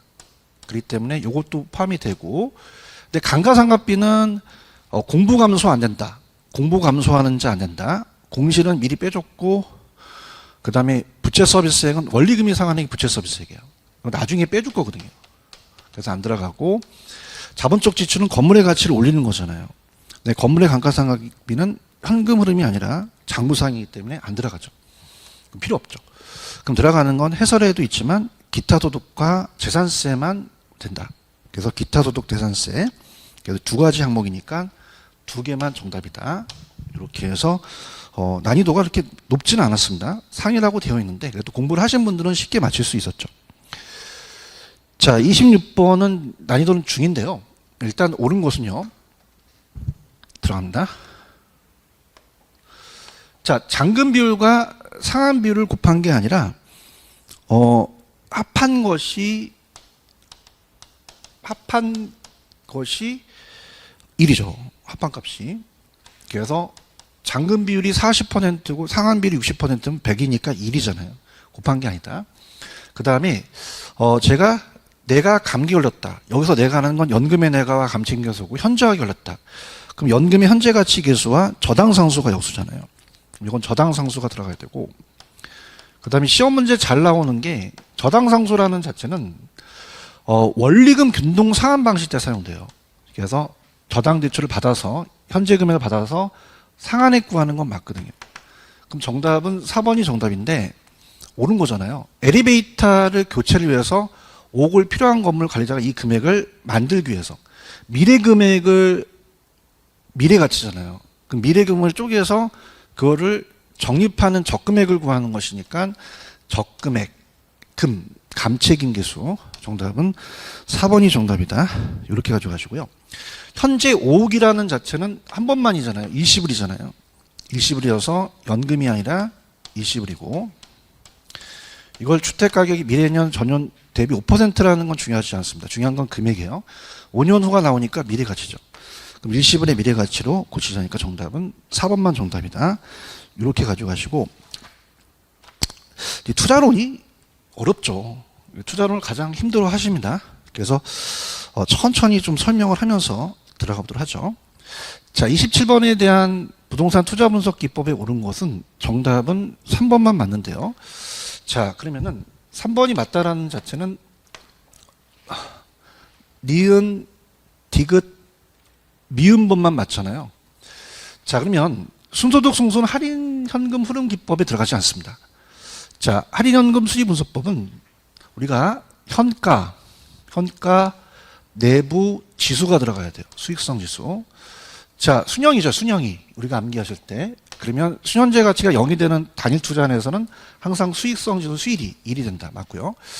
자, 우리가 치킨집에서 제가 순살이요, 살이 중요한 게 아니라 요가 중요하죠. 이 아줌마가 냈네. 순영가는 요구 수익률로 재투자하고 할인하고요. 내부 수익법은 냈네. 내부 수익법은 내부 수익률로 사용하죠. 맞고요.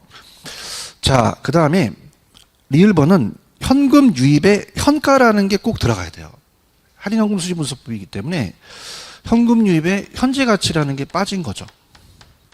현금 유입의 현재 가치에서 현금 유출의 현재 가치를 차감하고 남은 금액을 순현재 가치로 하며 순현재 가치가 0보다 크거나 같으면 투자 타당성이 있다고 판단하니까 현금 유입에서 유출을 차감한 게 아니라 현금 유입의 현재 가치에서 현금 유출의 현재 가치를 차감했다 이렇게 하셔야죠. 그래서 우리가 그렇게 되고 현금 유입 현재 가치와 유출의 현재 가치를 같게 만든 할인율이 내부 수익률이 맞죠. 그래서 정답은 3번만 맞다. 기억, 리을이 틀렸다. 이렇게 가져가시고요. 제가 봤을 때는 28번이 최상입니다. 그래서 극상까지는 아니고 난이도 상이에요. 그래서 요거는 이제 제가 이렇게 4번이 정답인데요. 여기다가 이제 요 현금 흐름을 얘기를 했어요. 그래서 제가 어떻게 보냐, 가공기, 기타 소득은 좀 빠졌죠. 유용순, 부세영세. 가공기란 쓰레기를 압축시키는 기계를 유용순이 만들었는데 부세하니까 영세한다. 이렇게 합니다. 그러면은 자, 이걸 알려면 요거를 알아야 되거든요.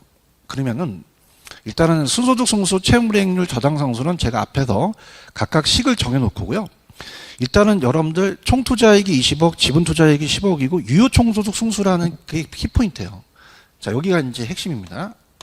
자, 그러면은 유효총소득 승수는요, 항상 총이 나오면 또 총투자액이 나오죠. 총투자액을 20억을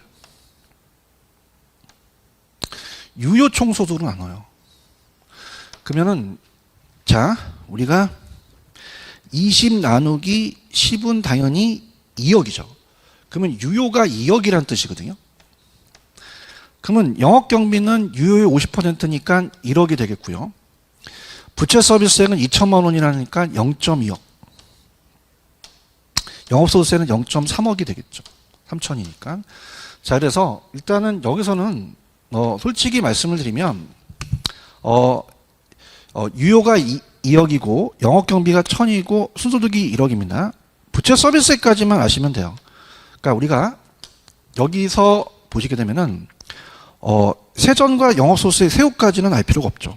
그럼 얘가 1억에서 2천 빼니까 8천, 영업소득 3천이니까 5천이니까 해설엔 그렇게 돼 있거든요. 그래서 우리는 지금 부채 서비스까지만 알면은 이 문제 풀 수가 있거든요. 항목이. 자, 그러면은 천천히 여기다가 우리가 볼게요.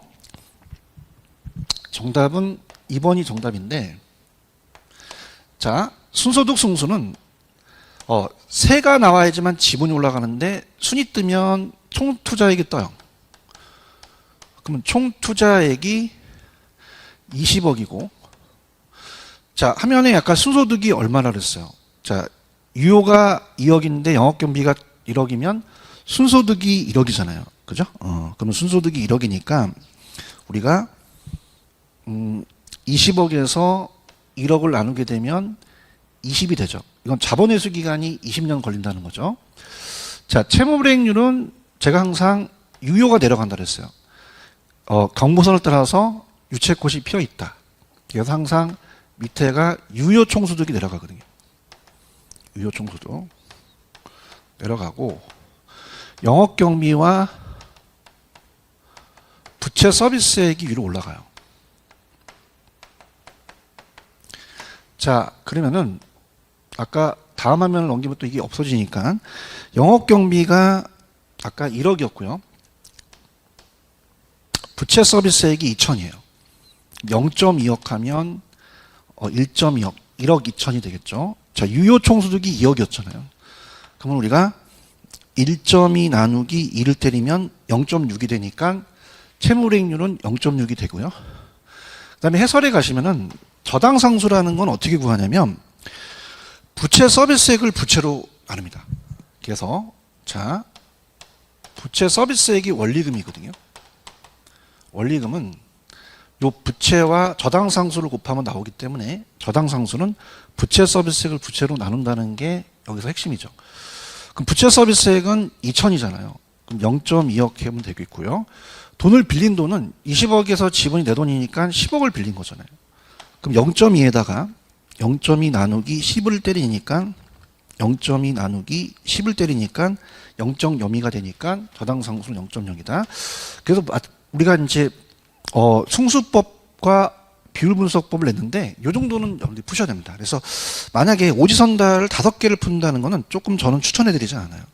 근데 3개 정도는 좀 풀어야 됩니다. 근데 이제 이게 개인마다 틀리기 때문에 좀 난이도가 어렵게 생각하시면 돼요. 상으로 이제 간 거고요. 그 다음에 이제 4번이 정답이다. 이렇게 해서 해설 꼭 참조하시기 바랍니다. 제가 이제 현금흐름만 해놨는데 해설이 이제 이렇게 또 잘 돼 있으니까 해설을 한번 보시고요. 그 다음에 29번 문제는 난이도가 합니다. 자, 그래서 우리가 이제 위험에 대한 관리나 처리해서 위험의 회피와 전가를 바꿔내거든요. 그러면 투자 위험과 관련해서 안에 들어갈 용어로 옳은 것은 이건 난이도 하예요. 자, 물가가 예상치 못한 상승하는 것에 대비해서 임대차익을 매겼다는 것은 물가 상승만큼 임대료 올렸다는 건 임대인이 임차인한테 그 위험을 전가시킨 거거든요. 그래서 이 임차인한테 이제 위험한 상황이 터지면 내가 그 위험을 책임지지 않고 다른 사람한테 위험을 전가시키는 거예요. 그래서 이건 위험의 전가다. 쉽게 추정됐으니까 이 정도만 설명을 하고요. 난이도는 하였다. 이렇게 보시고요. 자, 30번 문제에서부터가 이제 금융이죠. 금융. 그래서 금융 파트는 투자로는 나온다면 아까 7문제. 그다음에 금융은 나온다면은 우리가 한 5문제 정도가 출제가 되죠. 무난하게 30번, 31, 32, 33, 34까지 배정했네요. 이렇게. 자, 그럼 들어가겠습니다. 30번의 정답은 옳은 것은 자, 디귿, 니을만 맞죠? 자, 그러면 우리가 원금 균등과 원리금 균등을 항상 틀리게 내죠. 자, 그러면 자, 갑니다. 원금 균등 상환 방식은 얘는 원금이 균등하잖아요. 초기와 후기. 그래서 그림을 그리게 되면 초기하고 후기 때 갈수록 이자가 줄어요. 그래서 원리금이 처음에 많고 점점 줄어들잖아요. 그러면은 원금 균등은 매기간 상환해야 된 원금 상환액과 원리금이 모두 일정한 게 아니죠.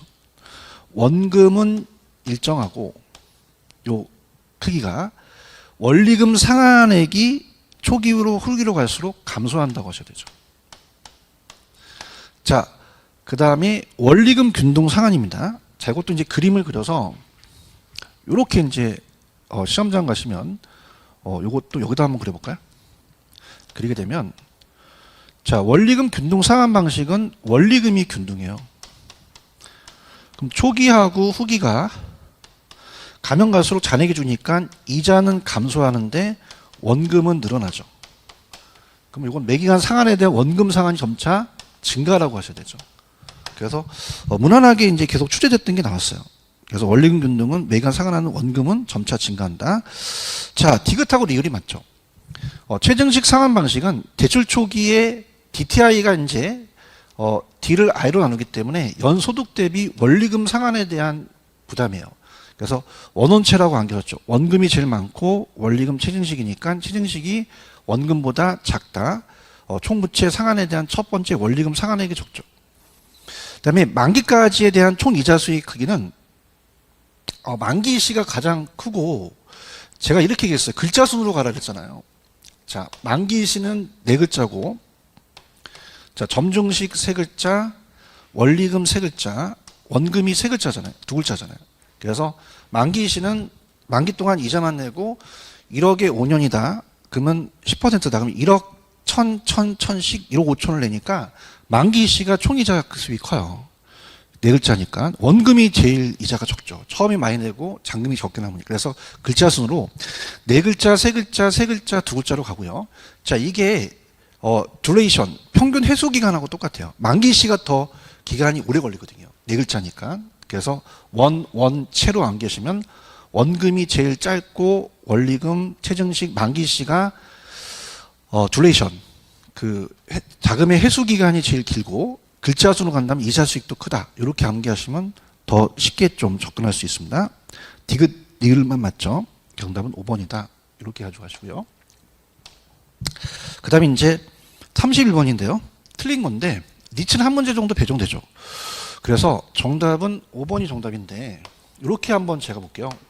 여러분들 만약에 부증현이라고 하죠. 부동산, 증권, 현금의 80이에요.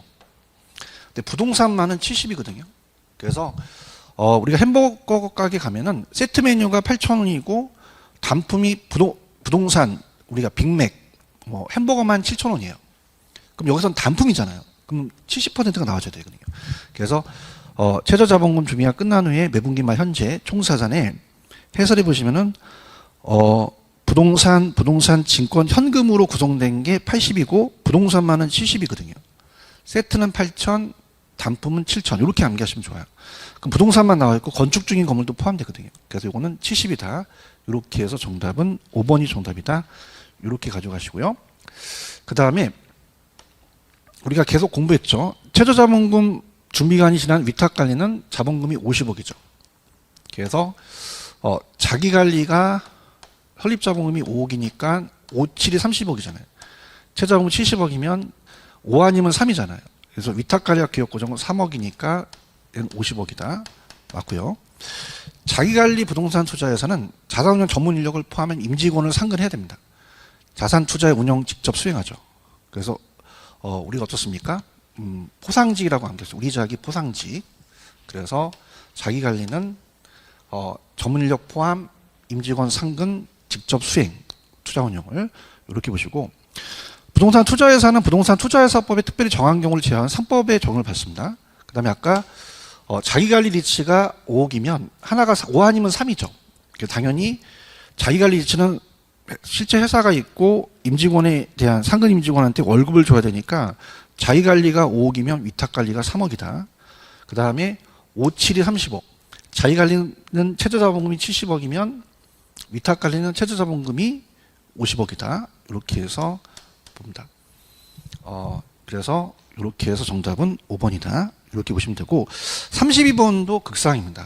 설명 안 하겠습니다. 이것도 PF를 좀 어렵게 냈는데 3번이 정답이다.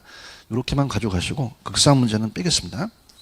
33번은 계산 문제니까 천천히 가보죠. 자, 이거 정답은 2번인데요. 자, 일단 원금과 원리금 균등 상환 방식에서 두 가지 뜨기 때문에 항상 여러분들은 원금인지 원리금인지 찾아봐셔야 돼요. 자, 원리금 균등 상환 방식은 먼저 원리금부터 구합니다. 저당상수가 필요하죠. 그래서 5억에다가 저당상수 곱해서 원리금을 산정하고요. 이자를 산정한 다음에 첫 해 원금이 중요해요. 두 번째 원금은 첫 번째 원금에 1 플러스 R을 곱하고 세 번째 원금은 1 플러스 R을 계속 곱한다는 게 우리가 편법이거든요. 자, 그러면 A씨는 주택을 구입하기 위해서 대출을 받았다. 대출을 다음과 같을 때 A씨가 2회차에 상환한 원금과 3회차에 납부할 이자. 자, 그러니까 중요한 건요. 원금 균등은 원금이 균등하기 때문에 20년 상환해서 13, 17, 18도 나올 수 있어요. 근데 원리금 균등은요. 3회차가 마지노선입니다. 그래서 출제원들이 우리가 강의하는 1 플러스 R의 편법을 잘 몰라요. 그렇기 때문에 3회차가 마지노선이다. 이렇게 생각하고 들어가시면 됩니다. 자, 그럼 이거는 이제 좀 제가 필기를 해야 되니 해설을 보고 좀 왔다 갔다 하면서 설명해 드리죠. 자, 일단 원리금부터 구해야 돼요. 그래서 원리금은 5억에다가 저당상수를 곱해요. 한번 곱해 볼까요? 저랑 5억을 다 치시고요. 곱하기 0.074를 곱하면 3,700만 원이 원리금이라는 건 아시잖아요. 해서 그대로 넣습니다. 그 다음에 이자를 구해요. 이자는 5억에다가 4%를 곱하거든요. 그러면 우리가 5억 치시고 곱하기 4%를 그냥 누르면 2천만 원이 뜨죠. 그럼 첫 해 원금은 3,700에서 2천을 빼니까 1,700이 되잖아요. 그러면 편법이에요. 자, 두 번째 원금은요. 여기다가 1 플러스 R을 곱하고 또 여기다가 1 플러스 R을 곱해 나가거든요. 보통 우리가 R이라는 자체가 아까 4%였잖아요. 그럼 이게 0.04니까 1.04를 곱해요. 그래서 우리가 이 해설에 보시면 주 3이라는 건 어떻게 나왔냐면 첫 번째 1,700에다가 곱하기 1.04를 곱해서 1,768만 원이 2회차의 원금이 돼요. 근데 3회차를 물어본 거는 이자를 물어봤거든요. 그건 어떻게 되냐면 원리금에서 이자를 빼면 돼요. 그럼 3회차는 여기다가 또 1.04를 곱해요. 그러면 1,838만 7,200원이 나오잖아요. 그러면 3,700에서 요걸 빼요. 그러면 저는 거꾸로 빼겠어요. 이 금액을 구했으니까. 그 3,700을 마이너스로 3,700을 뺍니다. 그러면 마이너스 빼고 1,861만 2,800원이 3회차의 이자액이 되겠죠. 그래서 이 문제는 적중될 가능성이 큰 게 기출문제를 숫자만 바꿔서 냈거든요. 그래서 출제 가능성이 높다. 그래서 2회차의 원금은 1,768만 원, 3회차의 이자는 1,861만 2,800원 이렇게 해놓으시고요. 자, 34번은 가성비가 좋아요. 그래서 난이도 하라고 잡으셨죠. 그래서 일단은요, 메자닝이라는 자체는 딱 세 가지만 떴어요. 자, 제가 전신주에 매달렸죠. 전환사채, 그 다음에 신주 인수권 부사채. 자, 사채를 주식으로 전환하고 이것도 채권을 매입해서 신주를 주는 거죠. 전신주가 나오면 무조건 메자닌이에요. 그 다음에 우선주는 아직 안 나왔어요. 후순위 대출이 나왔죠. 전신주에 매달렸는데 1, 6월 날 구출해줬죠. 그러면 전신주라는 자체의 후순위 대출이 딱 3개만 떴기 때문에 신주 인수권 부사채는 메자닌금입니다. 메자닌. 자, 여기서 지분을 구하라 그랬죠. 그래서 암기기법이 다 틀리시긴 하거든요. 근데 저는 이제 신공조립펀이라고 암기해요. 하라 그래요. 신공조립펀. 그럼 신디케이트. 신디케이트 투자증권을 하고요. 증권을 발행하고 공모를 주식을 공모한다는 얘기 들어보시잖아요. 그러니까 신공조립펀, 공모에 의한 증자, 공모에 의한 증자. 그 다음에 조인트 벤처는 이 대출 기관들이 이 개발 회사와 조인해요. 힘을 참여하고. 자, 리츠가 바로 부동산 투자 회사입니다. 펀드죠. 수익증권. 보통주까지 들어가게 해요. 보통주. 그래서 신주를 발행한다. 이렇게 나왔거든요. 그럼 신디케이트 하나만 지분이 되거든요. 그럼 나머지가 다 부채예요. 부채는 이 부채가 채자가 빌리채자 질부거든요. 그래서 은행 가면 저당 잡고 신탁증서금융은 담보를 잡아요. 담보 신탁. 그래서 저당 담보 들어가면 부채예요. 부채. 그 다음에 영어로 MBS, ABS, AB가 들어가면 A하고 M이 들어가면 무조건 부채입니다. 그래서 자산유동화증권은 자산담보부증권이거든요. 이렇게. 그래서 해설해 보시면은 지분금융 신디케이트만 지분금융이고 저당금융 신탁증서 담보신탁 자산유동화증권은 부채, 매자닝은 신주유수권부사채, 가성비 좋아요. 꼭 가져가셔야 됩니다. 정답은 우리가 1번입니다. 이렇게 가져가시고요. 자, 이제 평가입니다. 평가는 한 6에서 7문제가 떠요. 맥시멈으로. 그래서 일단 감정평가에 관한 규칙이 무조건 뜹니다. 그래서 여기는 이제 보는데, 자, 우리가 다 아시다시피 요거는 쉽게 출제가 됐죠. 그래서 감정평가에 관한 규칙에 틀린 거는 당연히 5번이에요. 적산법과 원가법을 바꾸거든요. 원가법은 제가 원재감이 나와야 됩니다. 거기까지 원재감. 원가법은 재단원가의 감가수정을 하여 가액을 산정하고, 적산법은 적산 기기필임이 나와야 돼요. 기초가격 곱하기 기대율을 곱해서 기대수익의 필요책임을 더하거든요. 원재감이에요. 그럼 이거는 원가법이 아니라, 적산법이 아니라 이건 원가법이다. 쉽게 출제됐죠. 그래서 원재감, 가액입니다. 그래서 적산법은 적분임, 적산법, 수익분석법, 임대료 사례비교법은 적분임이 들어가는 건 유일하게 임료밖에 없거든요. 그럼 이거는 원가법이다. 가가 들어가니까 가액이죠. 자, 그래서 좀 쉽게 냈어요. 난이도가. 그러면 자, 1번을 보시면, 자, 일괄평가는 무조건 불가분이라는 게 들어가거든요. 자, 두 개의 토지와 건물이 불가분에, 우리가 복합부동산을 배워줬잖아요. 불가분이 나오면 무조건 일괄평가예요. 두 개 이상의 대목을 일체로 거래되거나 상호간의 용도상 나눌 수 없는 불가분이다. 일괄평가하고요. 그다음에 시장통 가능롭입니다. 시장통 가능롭. 한정된이 아니라 통상적이죠. 한정된 몇몇 사람이 아니라 다수의 통상적이고, 시장통 가능롭. 성립될 가능성이 가장 높다고 인정돼서 가장 빈번하게 거래된 거죠. 3번은 현황평가의 정의예요. 감정평가는 기시점에서 대상물건의 이용상, 부분적이고 일시적인 이용은 제외된다. 공포상 제한을 받는 게 현황평가의 정의로 옳은 질문으로 뜨고요.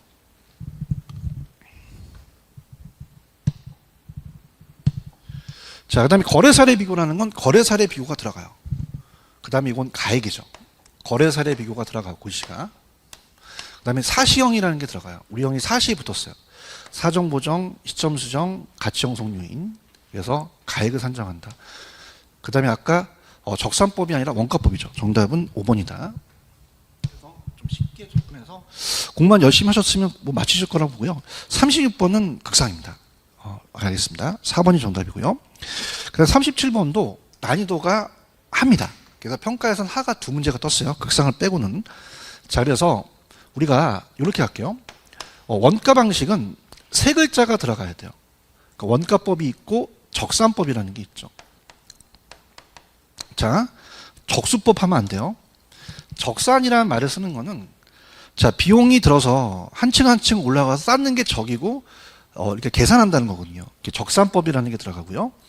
그 다음에 이건 비용성이고, 시장에서 비교하죠. 비교 방식은 7글자가 들어가야 됩니다. 거래사례비교법, 임대사례비교법, 공시지가 기준이고 비교가 아니죠. 이런 것도 보셔야 되고, 시장성이라는 게 들어가죠. 그 다음 여기서는 수익하는 법이 가격이면 수익 분석법이 나와야 돼요. 적분임. 그래서 합산법이라는 건 없거든요. 정답은 1번이다. 난이도가 하다. 이렇게 보시면 됩니다. 적산법, 시장성, 수익분석법 이렇게 내고요. 원래는 38번의 가격 공시는 원래 40번에 배정됐는데 38번에 나올 수도 있습니다. 꼭 40번에 꼭 나오라는 건 없어요. 그래서 보통은 40번인데 38번의 가격 공시는 38번에 냈네요. 자, 옳은 겁니다. 자, 이것도 이제 난이도는 상인데요. 자, 갈게요. 틀린 것부터 잡죠. 자, 우리가 개별 나오면 무조건 세금이에요. 그래서 기억. 자, 우리가 개별주택이 나온다면 무조건 가세라는 게 뜨죠. 그 다음에 가격 정보를 제공합니다. 가격, 그래서 개별주택 가격은 국가, 지자체, 과세 등의 업무와 주택의 가격을 산정하는 경우에 기준된다. 정답은 5번이 정답이고, 다른 것들은 왜 틀렸는지 한번 지적해보죠. 자, 의미가 있는데, 자, 여러분들, 표준지 공시지가는 땅이잖아요. 주택가격을 산정하는 게 아니죠. 그래서 표준지 공시지가는 국가, 지자체 등이 그 업무와 관련해서 지가를 산정한다. 이렇게. 그래서 해설에는 우리가 표준지 공시지가 아니라 표준주택가격에 대한 설명이라고 했는데, 요거를 그냥 저는 요렇게 그냥 지가를 산정한다로 고칠게요. 왜냐면 부동산 가격 공시에 관한 법률에 그렇게 돼 있거든요. 표준지 공시지가는 국가, 지방자치단체 그 업무와 관련해서 지가를 산정할 때, 땅을 산정할 때 하고요. 그 다음에, 자, 우리가, 여러분들, 한국 부동산원은 그 표준주택과 공동주택에 대해서 그 국장의 의뢰를 받아서 조사 산정하는 곳이지, 얘한테 이의 시청하는 게 아니거든요.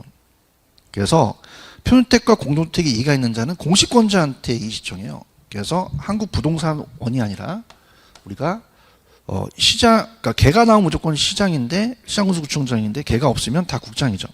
그래서 국토교통부 장관에 이의 시청한다. 국토교통부 장관. 이렇게 수정해 주시고요.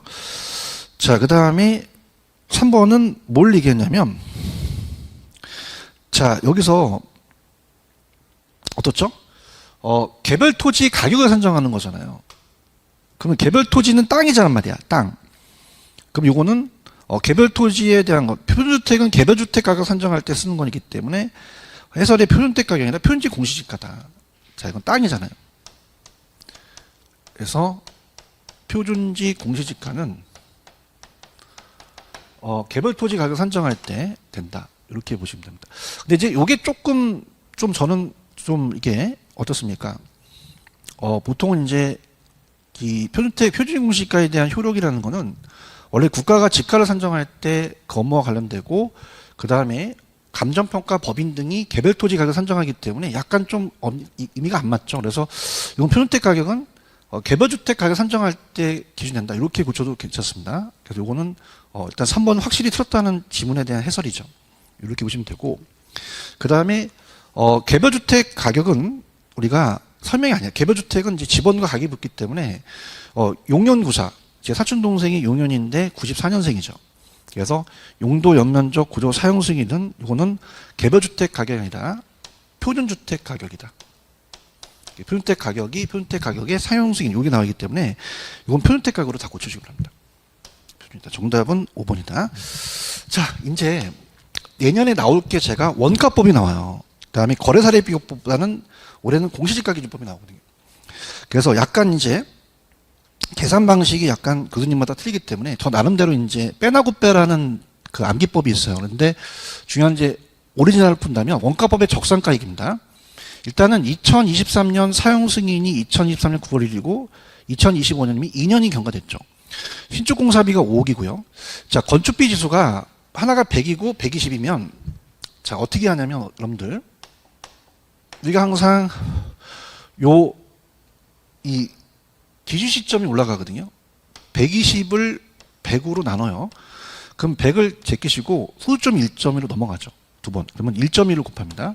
1.1을 곱하고 그 다음에 우리가 이 자체적으로 잔존 가치가 없어요. 안 빼도 되고요. 내용 요소를 나눕니다. 경관 요소를 곱해서 매년 간가를 구해요. 자, 정해법으로 구해서 이 제도원가를 빼거든요. 그럼 오리지널로 해서 나오게 되면 일단 정답은 5억 7,600인데요. 일단 해설을 보죠. 이 자체적으로 제도원가가 5억이면 1.2를 곱해요. 그러면 6억이 되죠. 거기다가 잔존 가치가 없습니다. 없고 나누기 50년을 하게 되면 곱하기 2를 하면 2,400만 원이 단가 누계액이 돼요. 그러면 6억에서 2억 2,400을 빼면 5,760만 원이 되죠. 자, 그래서 이 오리지널로 한번 풀게요. 원래는 제도론가를 먼저 구해야 됩니다. 그럼 5억에다가 곱하기 1.2를 치시면 6억이 되죠. 잔존 가치가 없어요. 그럼 나누기 50년을 하게 되면 매년 단가가 나오고 곱하기 2를 치시면 2,400이 나오기 때문에 역으로 6억이라는 걸 빼서 메모를 해놔야 되거든요. 그럼 역으로 마이너스 6억을 빼게 되면 우리가 마이너스 제끼고 5억 7,600이 돼서 정답은 요건데 5억 7,600 3번인데요. 자, 계산 방식이 다르지만 저 나름대로의 이제 계산기를 사용하는 게 n 플러스와 n 마이너스라는 게 있거든요. 자, 그럼 제도론가가 저랑 같이 계산해 보죠. 자, 그래서 5억에다가 1.1을 쳐볼게요. 5억에다가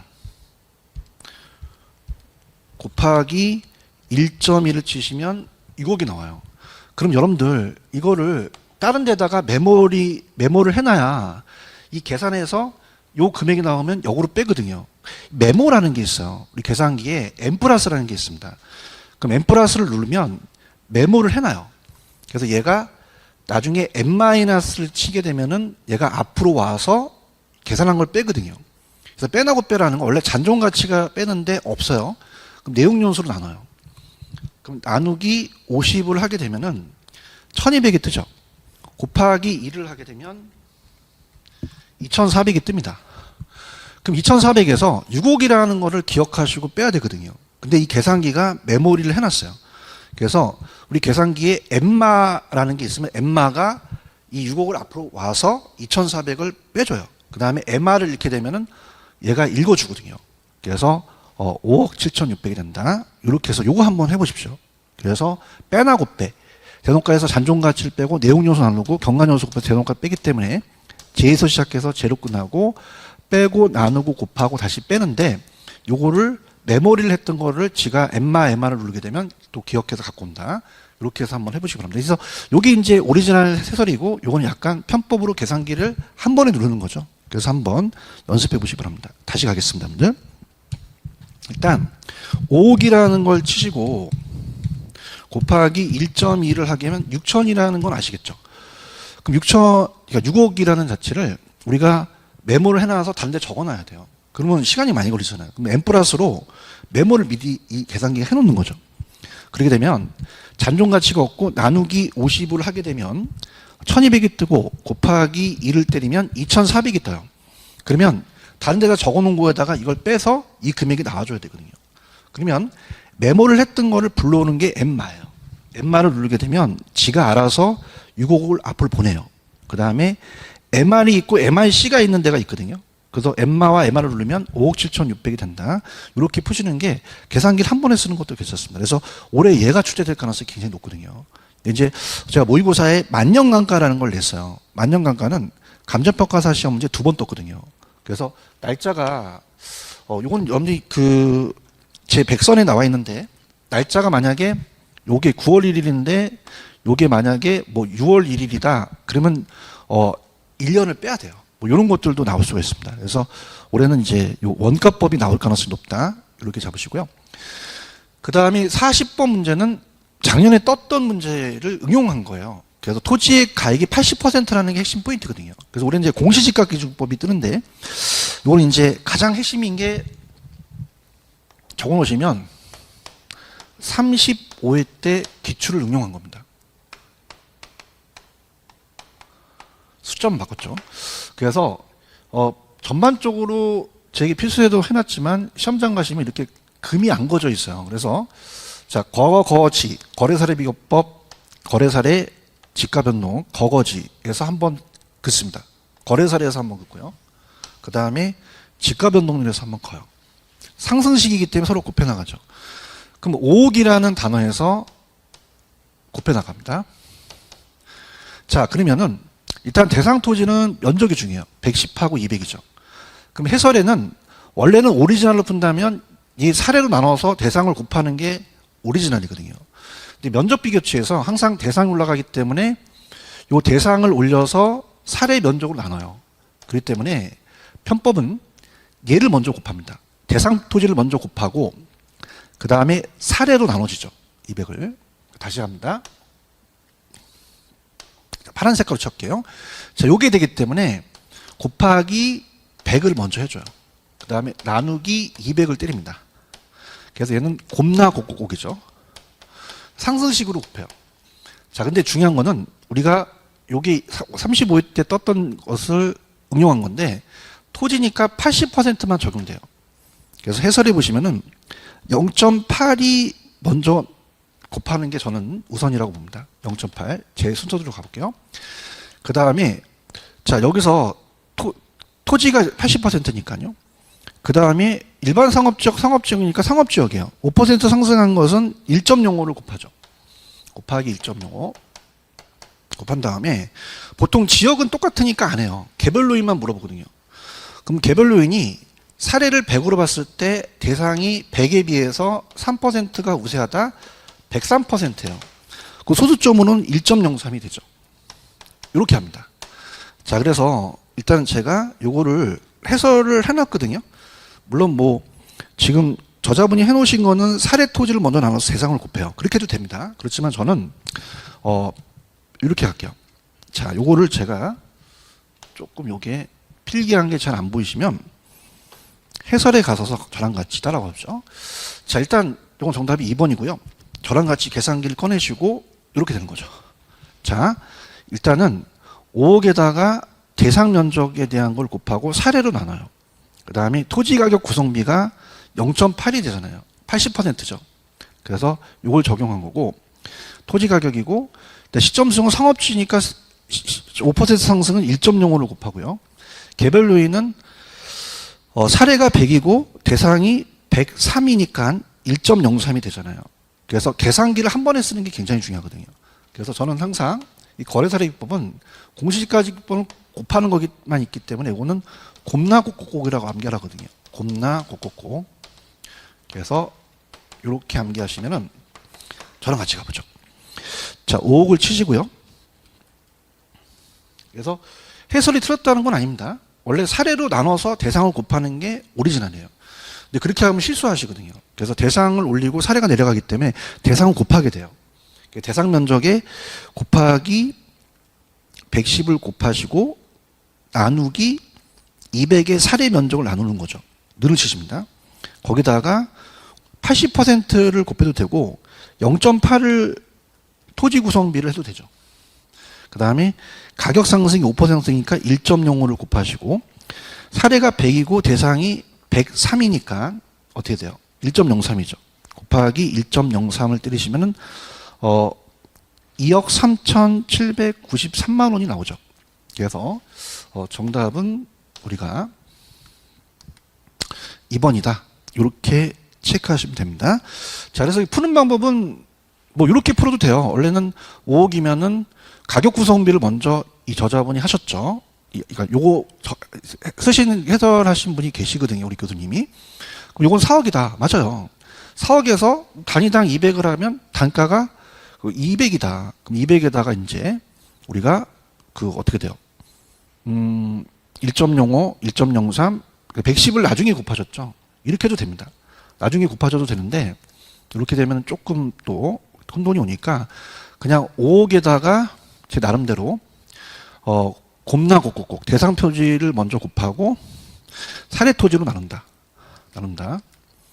그 다음에 가격 구성비가 토지가 80%니까 작년 문제죠. 0.8을 곱하고 그 다음에 가격이 5% 상승했으니까 1.05로 곱하고 그 다음에 개별 요인에서 사례가 100이면 대상이 100에서 103이니까 소수점으로 1.03을 곱한다. 이렇게 해서 해도 되거든요. 다시 한번 갈게요. 자, 저랑 같이 5억을 칩니다. 5억이라는 자체는 여기서 말하는 요게 5억이 되겠죠. 5억에서 일단은 5억 곱하기 치시고 곱하기 대상 면적을 먼저 곱하라는 얘기죠. 110을 그 다음에 나누기 200 한 다음에 곱하기 자 5% 80%니까 0.8이 되잖아요. 0.8을 곱하고 0.8 곱하고 가격 상승이 5%니까 1.0을 곱하죠. 곱하기 1.05. 그 다음에 개별 요인에서 아까 사례가 100이면 대상이 3% 우세하니까 103이니까 소수점으로 보면 1.3이잖아요. 1.03 곱하기 1.03을 때리면 2억 3,793만 원이 나오잖아요. 그래서 여기 사례 여기 해설도 틀린 건 아닙니다. 이렇게 하시지만 여기 이제 계산기를 한 번 쓰기에는 굉장히 어려워요. 그래서 곱나고 꼭꼭. 그래서 이 거래 사례 가격에다가 대상 토지를 먼저 곱하고 면적을 사례로 나눈다.